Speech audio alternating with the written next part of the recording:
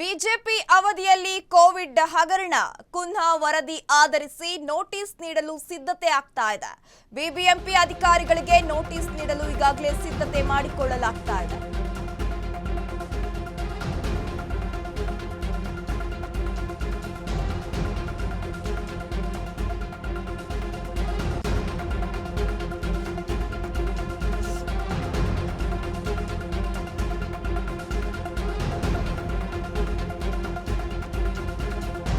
BJP ಅವಧಿಯಲ್ಲಿ Covid ಹಗರಣದ ವಿಚಾರವಾಗಿ ಕುನ್ನ ವರದಿ ಆಧರಿಸಿ ನೋಟಿಸ್ ನೀಡಲು ಸಿದ್ಧತೆ ಮಾಡಿಕೊಳ್ಳಲಾಗ್ತಾ ಇದೆ.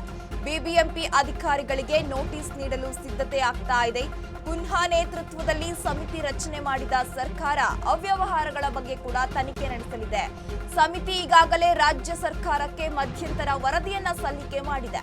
ಬಿಬಿಎಂಪಿ ಅಧಿಕಾರಿಗಳಿಗೆ ನೋಟಿಸ್ ನೀಡಲು ಆಯುಕ್ತರು ಈಗಾಗಲೇ ಸಿದ್ಧತೆಯನ್ನ ಮಾಡಿಕೊಳ್ತಾ ಇದ್ದಾರೆ.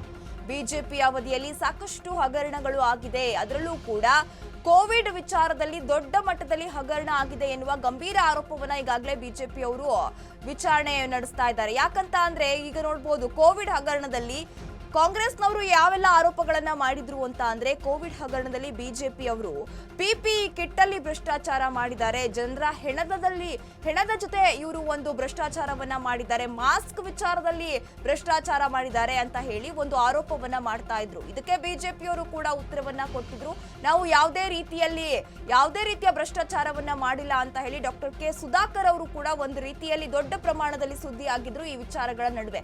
ಇದೀಗ ಕುನ್ಹಾ ವರದಿ ಆಧರಿಸಿ ಬಿಬಿಎಂಪಿ ಅಧಿಕಾರಿಗಳಿಗೆ ನೋಟಿಸ್ ನೀಡಲು ಸಕಲ ತಯಾರಿಯನ್ನು ನಡೆಸಿಕೊಳ್ಳಲಾಗ್ತಾ ಇದೆ.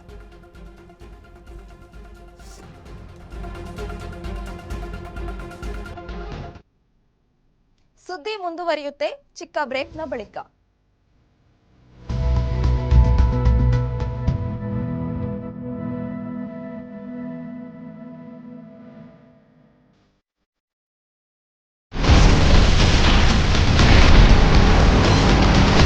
Ashwavega English News. Coming soon. Your channel, your voice, your trust.